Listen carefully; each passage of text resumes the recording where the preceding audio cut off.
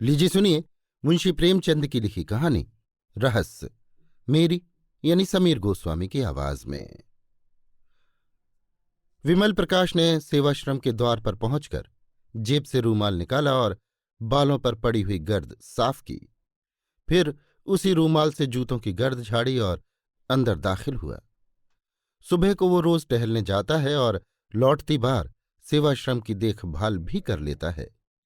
वो इस आश्रम का बानी भी है और संचालक भी। सेवाश्रम का काम शुरू हो गया था। अध्यापिकाएं लड़कियों को पढ़ा रही थीं। माली फूलों की क्यारियों में पानी दे रहा था और एक दर्जे की लड़कियां हरी हरी घास पर दौड़ लगा रही थीं। विमल को लड़कियों की सेहत का बड़ा ख्याल है। विमल एक क्षण वहीं खड़ा प्रसन्न मन से लड़कियों की बाल क्रीड़ा देखता रहा, फिर आकर दफ्तर में बैठ गया। क्लर्क ने कल आई हुई डाक उसके सामने रख दी। विमल ने सारे पत्र एक एक करके खोले और सरसरी तौर पर पढ़कर रख दिए। उसके मुख पर चिंता और निराशा का धूमिल रंग दौड़ गया। उसने धन के लिए समाचार पत्रों में जो अपील निकाली थी उसका कोई असर नहीं हुआ। कैसी ये संस्था चलेगी? लोग क्या इतने अनुदार हैं? वो तन मन से इस काम में लगा हुआ है। उसके पास जो कुछ था वो सब उसने इस आश्रम को भेंट कर दी। अब लोग उससे और क्या चाहते हैं? क्या अब भी वो उनकी दया और विश्वास के योग्य नहीं है? वो इसी चिंता में डूबा हुआ उठा और घर पर आकर सोचने लगा, ये संकट कैसे टाले। अभी साल का आधा भी नहीं गुजरा और आश्रम पर 12,000 का कर्ज हो गया था। साल पूरा होते होते वो 20,000 तक पहुंचेगा। अगर वो लड़कियों की फीस 1-1 रुपया बढ़ा दे तो 500 रुपये की आमदनी बढ़ सकती है। हॉस्टल की फीस 2-2 रुपये बढ़ा दे तो 500 रुपये और आ सकते हैं। इस तरह वो आश्रम की आमदनी में 12,000 सालाना की बढ़ती कर सकता है। लेकिन फिर उसका वो आदर्श कहाँ रहेगा कि गरीबों की लड़कियों को नाममात्र फीस लेकर ऊंची शिक्षा दी जाए। काश उसे ऐसी अध्यापिकाओं की काफी तादाद मिल जाती जो केवल गुजारे पर काम करती। क्या इतने बड़े देश में ऐसी 10-20 पढ़ी लिखी देवियां भी नहीं हैं? उसने कई बार अखबारों में ये जरूरत छपवाई थी, मगर आज तक किसी ने जवाब न दिया। अब फीस बढ़ाने के सिवाय उसके लिए कौन सा रास्ता है? इसी वक्त उसके द्वार के सामने एक तांगा आकर रुका और एक महिला उतरकर बरामदे में आई।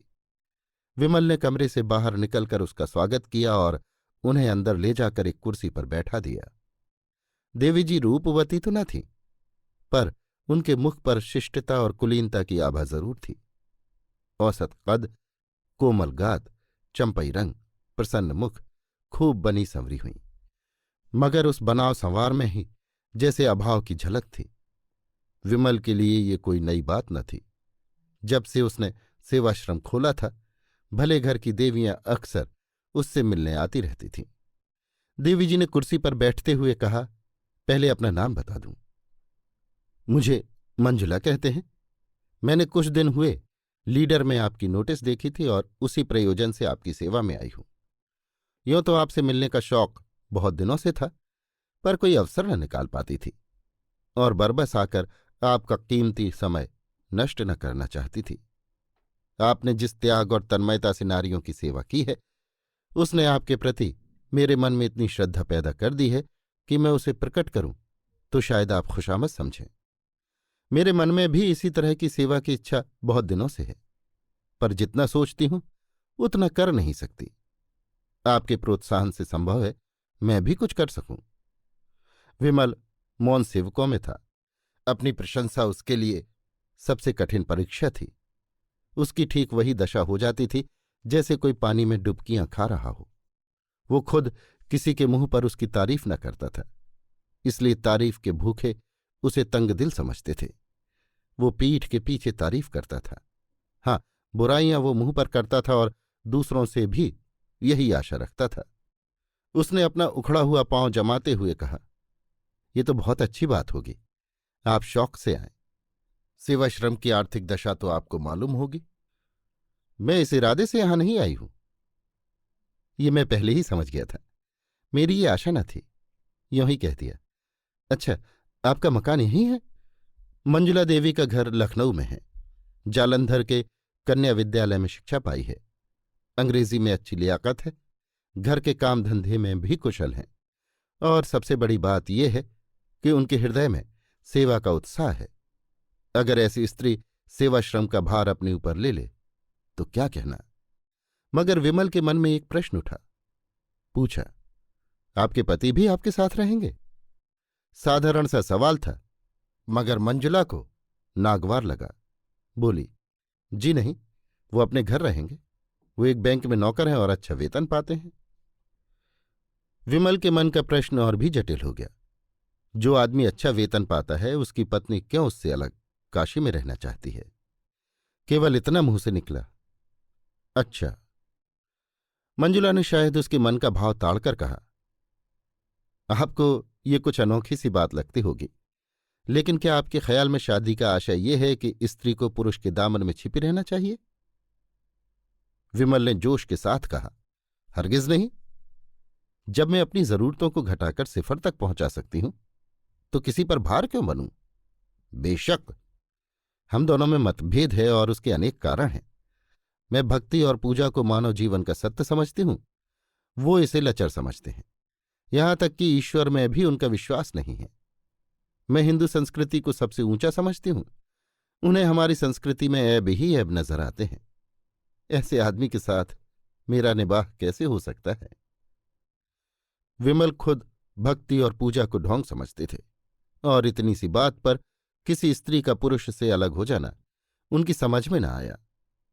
उन्हें ऐसी कई मिसालें याद थीं जहां स्त्रियों ने पति के विधर्मी हो जाने पर भी अपने व्रत का पालन किया। इस समस्या का व्यावहारिक अंग ही उनके सामने था। पूछा, उन्हें कोई आपत्ति तो न होगी? मंजुला ने गर्व के साथ कहा, मैं ऐसी आपत्तियों की परवाह नहीं करती। अगर पुरुष स्वतंत्र है तो स्त्री भी स्वतंत्र है। फिर उसने नर्म होकर करुण स्वर में कहा, यूं कहिए कि हम और वो 3 साल से अलग हैं। रहते हैं एक ही मकान में, लेकिन बोलते नहीं। जब कभी वो बीमार पड़े हैं मैंने उनकी तीमारदारी की है। उन पर कोई संकट आया है तो मैंने उनसे सच्ची सहानुभूति की है। लेकिन मैं मर भी जाऊं तो उन्हें दुख न होगा। वो खुशी होंगे कि गला छूट गया। वो मेरा पालन पोषण करते हैं, इसलिए। उसका गला भर आया था। एक क्षण तक वो चुपचाप जमीन की ओर ताकती रही। फिर उसे भय हुआ कि कहीं विमल उसे हल्का और ओछी न समझ रहा हो, जो अपने जीवन के गुप्त रहस्यों का ढिंढोरा पीटती फिरती है। इस भ्रम को विमल के मन से निकालना जरूरी था।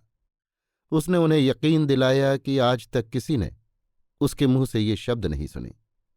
यहां तक कि उसने अपने मन की व्यथा कभी अपनी माता से भी नहीं कही। विमल वो पहले व्यक्ति हैं जिनसे उसने ये बातें कहने का साहस किया है, और इसका कारण यही है कि वो जानती है उनके दिल में दर्द है और एक स्त्री की विवशता का अंदाजा कर सकते हैं। विमल ने लजाते हुए कहा, ये आपकी कृपा है जो मेरे बारे में ऐसा ख्याल करती हैं। और उनके मन में मंजुला के प्रति श्रद्धा उत्पन्न हुई।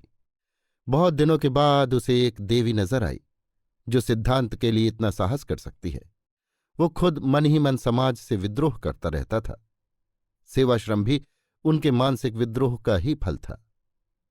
ऐसी स्त्री के हाथों में वो सेवाश्रम बड़ी खुशी से सौंप देगा। मंजुला इसके लिए तैयार होकर आई थी। मंजुला के जीवन में आत्मदान की मात्रा ही ज्यादा थी। देह को वो इस भावना की पूर्ति का साधन मात्र समझती थी। दुनिया की बड़ी से बड़ी विभूति भी उसे शांति न दे सकती थी। मिस्टर मेहरा से उसे केवल इसलिए अरुचि थी कि वो भी साधारण प्राणियों की भांति भोग विलास के प्रेमी थे। जीवन उनके लिए इच्छाओं में बहने का नाम था। स्वार्थ की सिद्धि में नीति या धर्म की बाधा उनके लिए असह्य थी। अगर उनमें कुछ उदारता होती और मंजुला से मतभेद होने पर भी वो उसकी भावनाओं का आदर करते और कम से कम मुख से ही उसमें सहयोग करते तो मंजुला का जीवन सुखी होता। पर उस भले आदमी को पत्नी से जरा भी सहानुभूति न थी, और वो हर एक अवसर पर उसके मार्ग में आकर खड़े हो जाते थे, और मंजुला मन ही मन सिमट कर रह जाती थी। यहां तक कि उसकी भावनाएं विकास का मार्ग न पाकर टेढ़े मेढ़े रास्तों पर जाने लगीं। अगर वो इस अभाव को कला का रूप दे सकती तो उसकी आत्मा को उसमें शांति मिलती। जीवन में जो कुछ न मिला उसे कला में पाकर वो प्रसन्न होती, मगर उसमें वो प्रतिभा, वो रचना शक्ति न थी, और उसकी आत्मा पिंजड़े में बंद पक्षी की भांति हमेशा बेचैन रहती थी। उसका अहम भाव इतना प्रच्छन्न हो गया था कि वो जीवन से विरक्त होकर बैठ सकती थी। वो अपने व्यक्तित्व को स्वतंत्र और पृथक रखना चाहती थी। उसे इसमें गर्व और उल्लास होता था कि वो भी कुछ है। वो केवल किसी वृक्ष पर फैलने वाली और उसके सहारे जीने वाली बेल नहीं है। उसकी अपनी अलग हस्ती है, अपना अलग कार्यक्षेत्र है। लेकिन यथार्थताओं के इस संसार में आकर उसे मालूम हुआ कि आत्मदान का जो आशय उसने समझ रखा था वो सरासर गलत था। सेवाश्रम में ऐसे लोग अक्सर आते रहते हैं जिनसे थोड़ी सी खुशामद करके बहुत कुछ सहायता ली जा सकती थी, लेकिन मंजुला का आत्माभिमान खुशामद कर किसी तरह राजी न होता था। उनके यशगान से भरे हुए अभिनंदन पत्र पढ़ना, उनके भवनों पर जाकर उन्हें सेवाश्रम के मुआयने का नेवता देना या रेलवे स्टेशन पर जाकर उनका स्वागत करना, ये ऐसे काम थे जिनसे उसे हार्दिक घृणा होती थी। लेकिन सेवाश्रम के संचालन का भार उस पर था और उसे अपने मन को दबाकर और कर्तव्य का आदर्श सामने रखकर ये सारी नाच दरबारियां करनी पड़ती थीं। यद्यपि वो इन विद्रोही भावों को मकदूर भर छिपाती थी, पर जिस काम में मन न हो वहां उल्लास और उत्साह कहाँ से आए। जिन समझौतों से घबराकर वो भागी थी वो यहां और भी विकृत रूप में उसका पीछा कर रहे थे। उसके मन में कटुता आती जाती थी और एकाग्र सेवा की धुन मिटती जाती थी। इसके विरुद्ध वो विमल को देखती थी कि उसके चेहरे पर कभी शिकन नहीं आती। वही सहास्य मुख, वही उत्सर्ग से भरा हुआ उद्भाव, वही क्रियाशील तन्मयता, छोटे से छोटे काम के लिए हमेशा हाजिर। सेवाश्रम की कोई कन्या या अध्यापिका बीमार पड़ जाए, विमल उसकी तीमारदारी के लिए मौजूद है। सहानुभूति का न जाने कितना बड़ा कोष उसके पास है कि उसमें जरा भी क्षति नहीं आती। उसके मन में किसी प्रकार का संदेह या संशय नहीं है।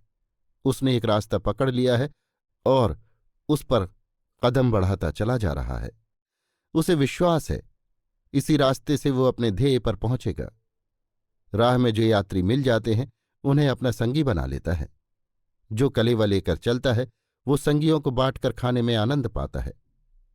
उसे नित्य परेशानियां उठानी पड़ती हैं, खुशामदें करनी पड़ती हैं, अपमान सहने पड़ते हैं, अयोग्य व्यक्तियों के सामने सिर झुकाना पड़ता है, भीख मांगनी पड़ती है, मगर उसे गम नहीं। वो कभी निराश नहीं होता, कभी बुरा नहीं मानता। उसके अंदर कोई ऐसी चीज है जो हजारों ठोकरें खाने पर भी ज्यों की त्यों उछलती और दौड़ती रहती है। अध्यापिकाएं अक्सर साधारण सी बातों पर शिकायतें करने लगती हैं, कभी कभी रूठ जाती हैं और सेवाश्रम से विदा होना चाहती हैं।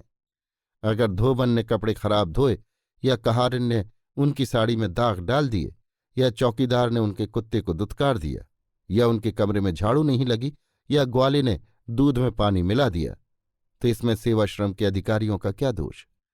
मगर इन्हीं बातों पर यहां रोना गाना मच जाता है, दुनिया सिर पर उठा ली जाती है और विमल सेवक की भांति अनुनय विनय करके उनका गुस्सा ठंडा करता है, उनकी घुड़कियां सुनता है और हंसकर रह जाता है। फल यह है कि अध्यापिकाओं की उस पर श्रद्धा होती जाती है। वो उसे अपना अफसर नहीं, अपना मित्र और बंधु समझती हैं। मगर मंजुला विमल से कुछ खिंची रहती है, कभी उससे कोई शिकायत नहीं करती, कभी उससे किसी मामले में सलाह नहीं लेती।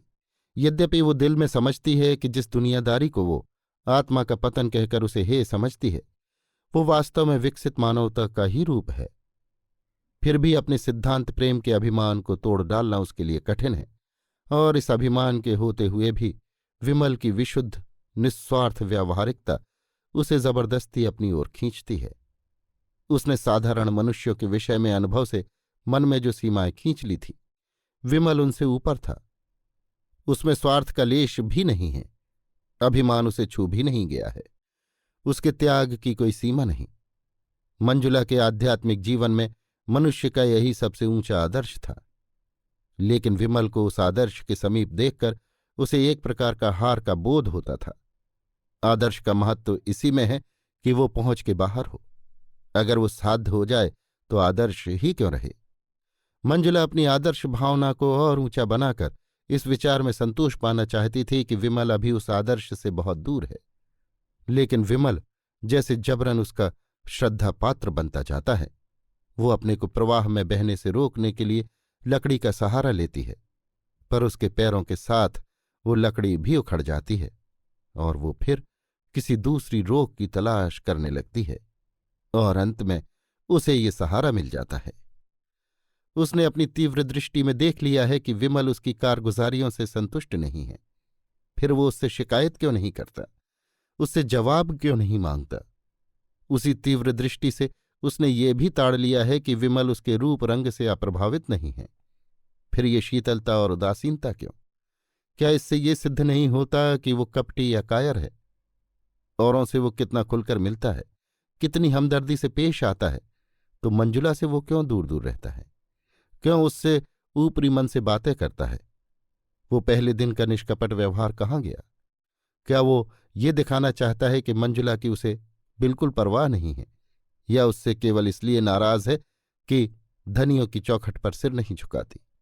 ये खुशामद उसे मुबारक रहे। मंजुला सेवा करेगी, पर अपने आत्माभिमान को अछूता रखकर।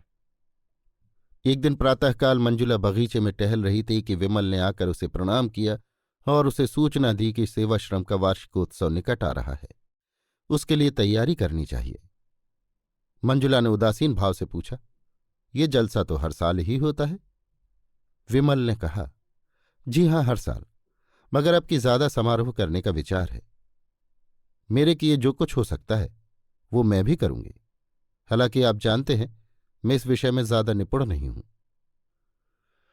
इसकी सफलता का सारा भार आप ही के ऊपर है। मेरे ऊपर?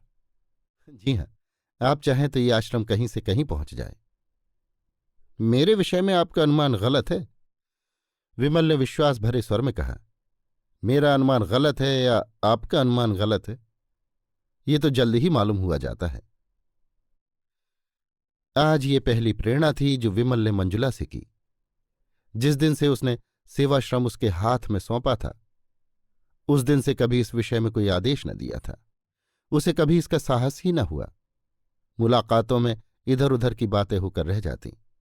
शायद विमल समझता था कि मंजुला ने जो त्याग किया है वो काफी से ज्यादा है और उस पर अब और बोझ डालना जुल्म होगा।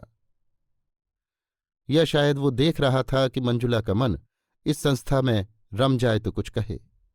आज जो उसने विनय और आग्रह से भरा हुआ ये आदेश दिया तो मंजुला में एक नई स्फूर्ति दौड़ गई। सेवाश्रम से ऐसा निजत्व उसे कभी न हुआ था। विमल से उसे जो दुर्भावनाएं थीं सब जैसे काई की तरह फट गईं और वो पूर्ण तन्मयता के साथ तैयारियों में लग गई।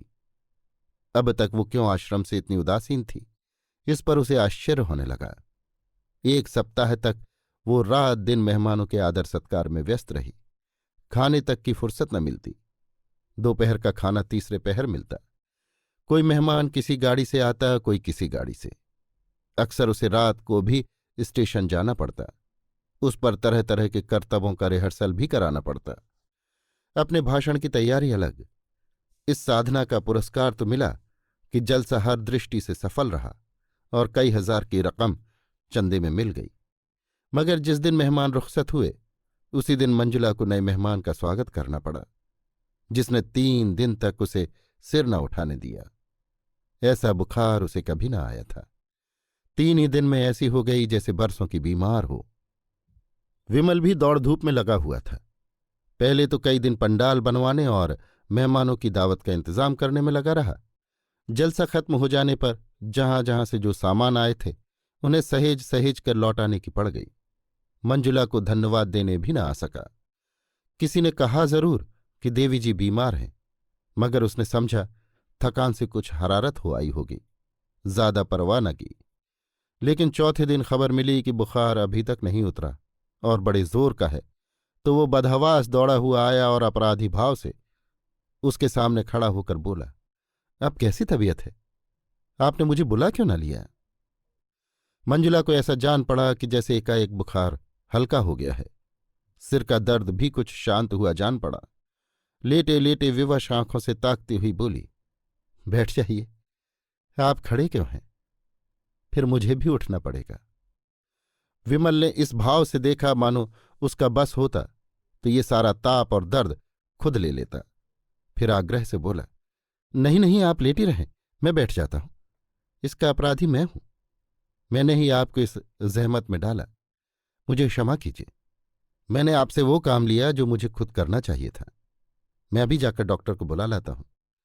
क्या कहूं, मुझे जरा भी खबर न हुई। फिजूल के कामों में ऐसा फंसा रहा। और उसने पीठ फेरी ही थी कि मंजुला ने हाथ उठाकर मना करते हुए कहा, नहीं नहीं, डॉक्टर की कोई जरूरत नहीं। आप जरा भी परेशान ना हो। मैं बिल्कुल अच्छी हूं। कल तक उठ बैठूंगी। उसके मन में और कितनी ही बातें उठी, मगर उसने ओठ बंद कर लिए। इस आवेश में वो न जाने क्या क्या बक जाएगी। अभी तक विमल ने शायद उसे देवी समझकर उसके सामने सिर झुकाया है, उससे दूर अवश्य रहा है, मगर इसलिए नहीं कि वो समीप आना नहीं चाहता, बल्कि इसलिए कि वो अपनी सरलता में, अपनी साधना में उसके समीप आने में झिझकता है कि कहीं देवी को नागवार न गुजरे। विमल ने अपने मन में उसे जिस ऊंचे आसन पर बैठा दिया है, उससे नीचे वो ना आएगी। विमल को मालूम नहीं वो कितना सात्विक, कितना विशालात्मा पुरुष है। ऐसे आदमी की स्मृति में हमेशा के लिए एक आकाश में उड़ने वाली निष्कलंक, निष्कपट सती की धुंधली छाया छोड़ जाना कितना बड़ा मोह है। उसने विनोद भाव से कहा, हाँ हाँ, क्यों नहीं, क्योंकि आप तो मनुष्य हैं और मैं काठ की पुतली। नहीं, आप देवी हैं। नहीं, एक नादान औरत। आपने जो कुछ कर दिखाया वो मैं 100 जन्म लेकर भी न कर सकता था। उसका कारण भी आपने सोचा? ये स्त्री की विजय नहीं, उसकी हार है। अगर इन दोषों के साथ में स्त्री न होकर पुरुष होती तो शायद इसकी चौथाई सफलता भी न मिलती।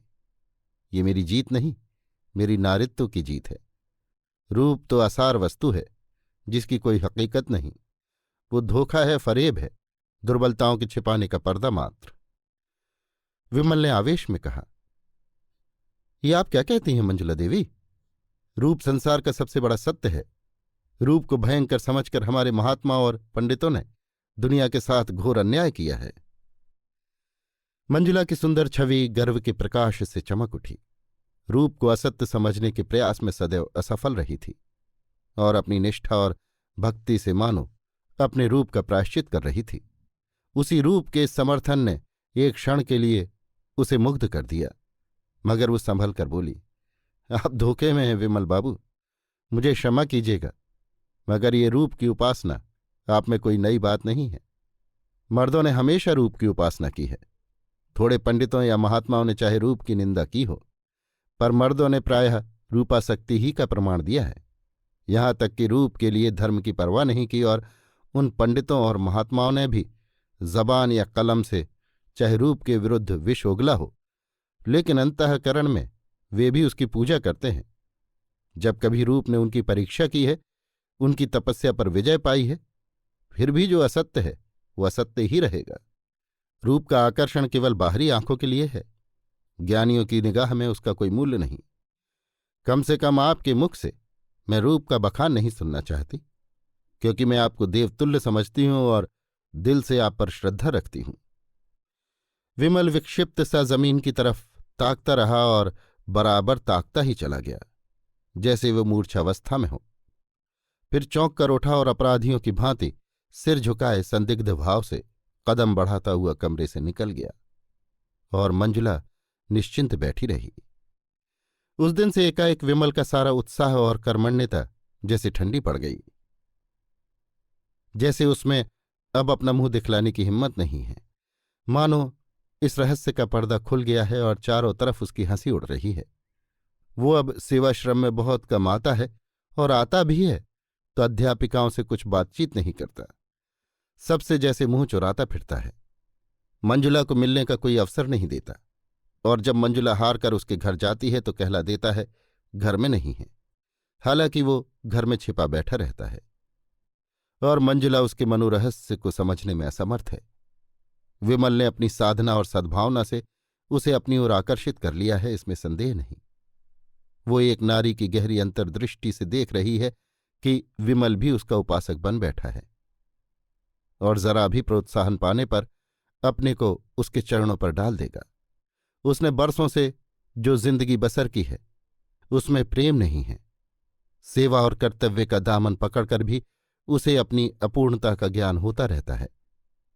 जिस पुरुष में उसका प्रेम नहीं है, न विश्वास है, उसके प्रति वो किसी तरह का नैतिक या धार्मिक बंधन नहीं स्वीकार करती। वो अपने को स्वच्छंद समझती है। चाहे समाज उसकी स्वच्छंदता ना माने, पर उसकी आत्मा इस विषय में अपने को आजाद समझती है।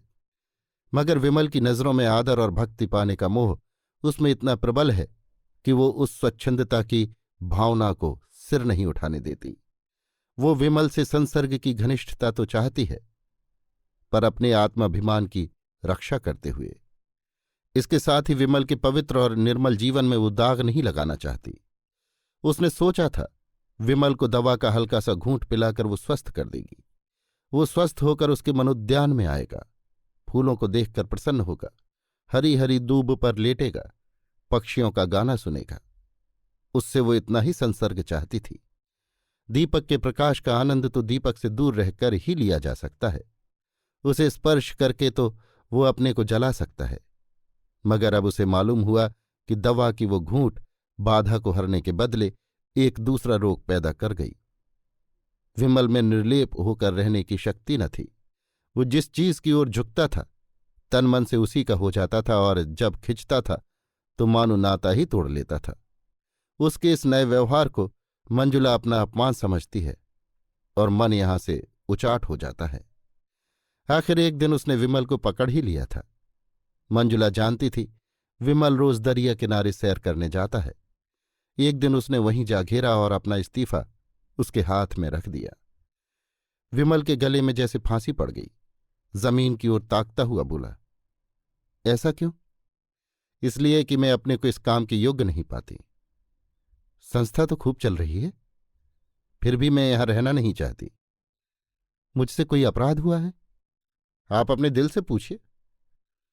विमल ने इस वाक्य का वो आशय समझ लिया जो मंजुला की कल्पना से भी कोसों दूर था। उसके मुख का रंग उड़ गया, जैसे रक्त की गति बंद हो गई हो। इसका उसके पास कोई जवाब न था। ऐसा फैसला था जिसकी कहीं अपील न थी। आहत स्वर में बोला, जैसी आपकी इच्छा, मुझ पर दया कीजिए।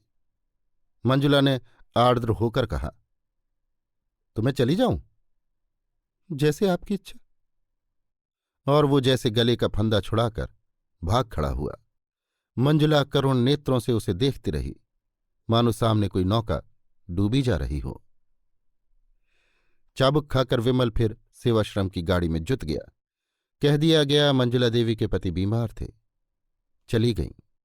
कामकाजी आदमी प्रेम का रोग नहीं पालता।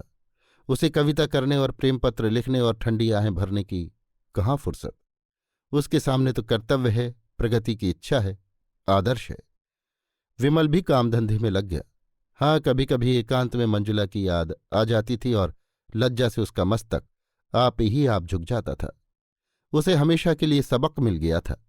ऐसी सती साध्वी के प्रति उसने कितनी बेहूदगी की। 3 साल गुजर गए थे। गर्मियों के दिन थे। विमल अब की मंसूरी की सैर करने गया हुआ था और एक होटल में ठहरा हुआ था। एक दिन बैंड स्टैंड के समीप खड़ा बैंड सुन रहा था कि बगल की एक बेंच पर मंजुला बैठी नजर आई, आभूषणों और रंगों से जगमगाती हुई। उसके पास ही एक युवक कोट पैंट पहने बैठा हुआ था। दोनों मुस्कुरा मुस्कुरा कर बातें कर रहे थे। दोनों के चेहरे खिले, दोनों प्रेम के नशे में मस्त। विमल के मन में सवाल उठा, ये युवक कौन है? मंजुला का पति नहीं हो सकता, या संभव उसका पति ही हो। दंपति में अब मेल हो गया हो। उसे मंजुला के सामने जाने का साहस न हुआ। दूसरे दिन वो अंग्रेजी तमाशा देखने सिनेमा हॉल गया था। इंटरवल में बाहर निकला तो कैफे में फिर मंजुला दिखाई दी, सिर से पांव तक अंग्रेजी पहनावे में। वही कल वाला युवक आज भी उसके साथ था। आज विमल से जब्त न हो सका। इसके पहले कि वो मन में कुछ निश्चय कर सके, वो मंजुला के सामने खड़ा था। मंजुला उसे देखते ही सन्नाटे में आ गई। मुंह पर हवाइयां उड़ने लगीं। मगर एक ही क्षण में उसने अपने आप को संभाल लिया और मुस्कुराकर बोली, हेलो विमल बाबू, आप यहां कैसे? और उसने उस नवयुवक से विमल का परिचय कराया। आप महात्मा पुरुष हैं, काशी के सेवाश्रम के संचालक, और ये मेरे मित्र हैं मिस्टर खन्ना, जो अभी हाल में इंग्लैंड से आईसीएफ होकर आए हैं। दोनों आदमियों ने हाथ मिलाए। मंजुला ने पूछा, सेवाश्रम तो खूब चल रहा है, मैंने उसकी वार्षिक रिपोर्ट पत्रों में पढ़ी थी। आप यहां कहाँ ठहरे हुए हैं? विमल ने अपने होटल का नाम बतलाया। खेल फिर शुरू हो गया। खन्ना ने कहा, खेल शुरू हो गया, चलो अंदर चलें। मंजुला ने कहा, तुम जाकर देखो, मैं जरा मिस्टर विमल से बातें करूंगी। खन्ना ने विमल को जलती हुई आंखों से देखा और अकड़ता हुआ अंदर चला गया। मंजुला और विमल बाहर आकर हरी हरी घास पर बैठ गए। विमल का हृदय गर्व से फूला हुआ था। आशामय उल्लास की चांदनी सी हृदय पर छिटकी हुई थी। मंजुला ने गंभीर स्वर में पूछा, आपको मेरी याद काहे को आई होगी? कई बार इच्छा हुई कि आपको पत्र लिखूं, लेकिन संकोच के मारे न लिख सकी। आप मजे में तो थे। विमल को ये उलाहना बुरा लगा। कहाँ अभी हास्य विनोद में मग्न थी, कहाँ उसे देखते ही गंभीरता की पुतली बन गई। रूखे स्वर में बोला, हाँ, बहुत अच्छी तरह था। आप तो आराम से थी। मंजुला आर्द्र कंठ से बोली, मेरे भाग्य में तो आराम लिखा ही नहीं है मिस्टर विमल। पिछले साल पति का देहांत हो गया। उन्होंने जितनी जायदाद छोड़ी उससे ज्यादा कर्ज छोड़ा। इन्हीं उलझनों में पड़ी रही। स्वास्थ्य भी बिगड़ गया। डॉक्टरों ने पहाड़ पर रहने की सलाह दी। तब से यहीं पड़ी हुई हूं। आपने मुझे खत तक न लिखा। आपके सिर यों ही क्या कम बोझ है कि मैं अपनी चिंताओं का भार भी रख देती। फिर भी एक मित्र के नाते मुझे खबर तो देनी ही थी। मंजुला ने स्वर में श्रद्धा भरकर कहा, आपका काम इन झगड़ों में पड़ना नहीं है विमल बाबू। आपको ईश्वर ने सेवा और त्याग के लिए रचा है, वही आपका क्षेत्र है। मैं जानती हूं आपकी मुझ पर दया दृष्टि है। मैं कह नहीं सकती मेरी नजरों में उसका कितना मूल्य है। जिसे कभी दया और प्रेम न मिला हो, वो इनकी ओर लपके तो क्षमा के योग्य है। आप समझ सकते हैं उनका परित्याग करके मैंने कितनी बड़ी कुर्बानी की है, मगर मैंने इसी को अपना कर्तव्य समझा। मैं सब कुछ सह लूंगी, पर आपको देवत्व के ऊंचे आसन से नीचे न गिराऊंगी। आप ज्ञानी हैं, संसार के सुख कितने अनित्य हैं आप खूब जानते हैं। इनके प्रलोभन में न आइए। आप मनुष्य हैं, आप में भी इच्छाएं हैं, वासनाएं हैं, लेकिन इच्छाओं पर विजय पाकर ही आपने ये ऊंचा पद पाया है। उसकी रक्षा कीजिए, और अध्यात्म ही आपकी मदद कर सकता है। उसकी साधना से आपका जीवन सात्विक होगा और मन पवित्र होगा। विमल ने अभी अभी मंजुला को आमोद प्रमोद में क्रीड़ा करते देखा था। खन्ना से उसका संबंध किस तरह का है ये भी वो समझ रहा था। फिर भी इस उपदेश में उसे सच्ची सहानुभूति का संदेश मिला। विलासनी मंजुला उसे देवी के रूप में नजर आई। उसके भीतर का अहंकार उसकी लोलुपता से बलवान था। सद्भावना से भरकर बोला, देवी जी, आपने जिन शब्दों से मेरा सम्मान किया है उनके लिए आपका एहसानमंद हूं। कहिए, मैं आपकी क्या सेवा कर सकता हूं? मंजुला ने उठते हुए कहा, आपकी कृपा दृष्टि काफी है। उसी वक्त खन्ना सिनेमा हॉल से बाहर आता दिखाई दिया। अभी आप सुन रहे थे मुंशी प्रेमचंद की लिखी कहानी रहस्य, मेरी यानी समीर गोस्वामी की आवाज में।